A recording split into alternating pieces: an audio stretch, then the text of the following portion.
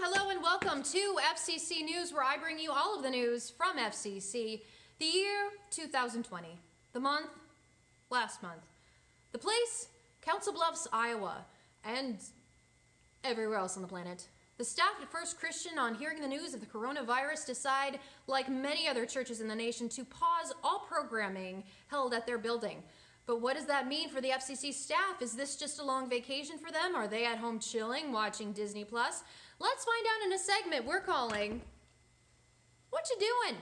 Where we find out exactly what FCC staff has been doing, and for that we go to our reporter in the field. Over to you. Are we on? Am I recording? Oh, hello! I'm reporting to you live from the computer in the elementary room, here to let you know exactly what FCC staff is doing during this time. Upon hearing the program was going to be paused, Tim Humphreys, the missions and communications pastor here, and pictured actually in front of the camera, got to work moving everything onto something he calls the internet. He and his colleagues got to work putting up a set and equipment, allowing pastors to film their messages. Then those messages are going onto Facebook or YouTube every Sunday morning, allowing people to interact and participate in something some people are calling pajama church. Pastor Thomas himself was able to host a praise and worship night online. It was very exciting.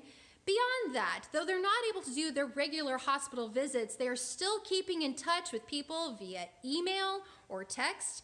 They're keeping in touch with each other via Zoom and praying for each other and the city. They're even hosting a Bible study live stream on Facebook almost every single day.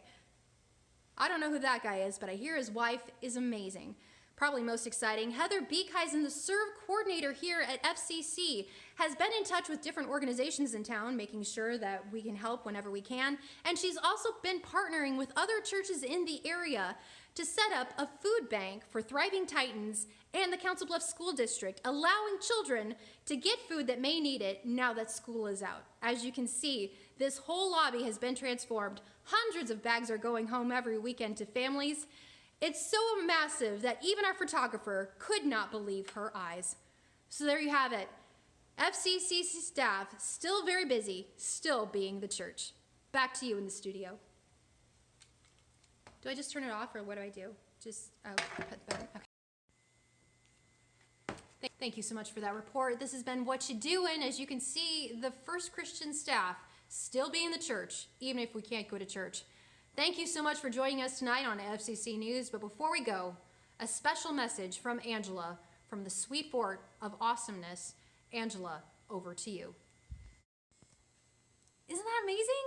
Oh, I tell you what, I love the staff here so much. They really know how to church, even if we're not meeting at church. So I wanted to give you guys some ideas of things that you can do to be the church right from the safety of your own home. And before I say anything, let me remind you to be smart, to be safe, and some of this may not be something you can do, and that's fine.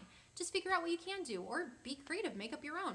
All right, the first thing I want you to do, pray. I know that seems super easy, but prayer is powerful, and there are people now that really, really need it. Think about it. Nurses, doctors, policemen. They're right out there doing amazing things for people. And also, I mean, think about the garbage people, the mailman, the grocery store employees. Think of what would happen if we didn't have any grocery store employees right now. I'd have to go out and hunt my own food, and that'd be awful because I don't even know where tacos live. So keep praying. Also, too, get artsy. This is a great time to leave a thank you note on your mailbox or your garbage can. Or if you have a delivery person coming, making a giant sign and putting on your door that says, "Thank you, I'm praying for you." Leave them a roll of toilet paper. Send cards to people. I mean, leave things in the mailbox for your neighbors. I also saw something online called A World of Hearts, where people are just covering their windows in different colored hearts to make some kind of beautiful scenery. I mean, this is the time to use art to bring some joy. All right, number 3, reach out safely. Now's a good time to check on your neighbors. And if you don't really know them, like the people that live right next door, that's okay. Maybe leave them a note in their mailbox saying, "Hey, how are you?" Don't go running and hugging them, but maybe you could just say, if you see them out in their driveway, like, "Hey, how are you doing? Is there anything we can do for you?" This is also a great time to call people. I know we can't go visit people, but give people a call. Also, think about the small businesses in your area. I'm particularly thinking about Zalte's ice cream. that family that runs that actually goes to this church, and their ice cream is amazing. So, have dad go out and get some ice cream and grab a gift card. Support that local business. I know, I just told you to get ice cream in order to be the church. If you want to do even more than that, talk to your parents about donating money to like the Red Cross, to Feeding America. If you want to stay closer to home, Open Door Mission, New Visions, those are homeless shelters that are right here in town that you can donate to. And if you want to even do more than that, you could write letters or cards and send them to Risen Sun here in town. As far as I know, they're still taking letters and cards. And you can also contact New Visions, go to the website, because you can pack a sack lunch for people. They need about 65 sack lunches every day. It's a homeless shelter, and they're not allowed to have people in to eat. So you and your family could create sack lunches. They need about 65 a day. So if that's something you guys want to do, you could totally do that as a family, pack it at home, drop it off.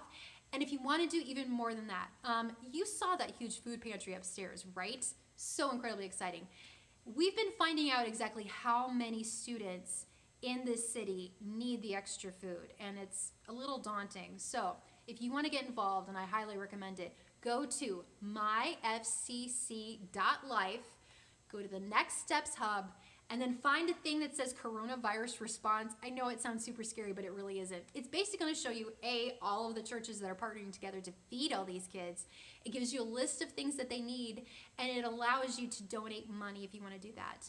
If you are able to get things, it's really easy. You just come to the church, walk in the door, drop it off at a table, and walk out. I mean, you could probably wave at Miss Amanda at the front desk, but that's easy. So get involved. What are some other things that I'm not thinking of? I mean, we can all help in our own way, and one of the best things we can do is love each other. And another thing you can do at home is keep praying and keep trying to be as grateful as you can. Because, like I said, God's got this, and it may seem hard, but we're going to keep churching even if we can't be at church. All right, have a great weekend. I'll see you guys on Wednesday.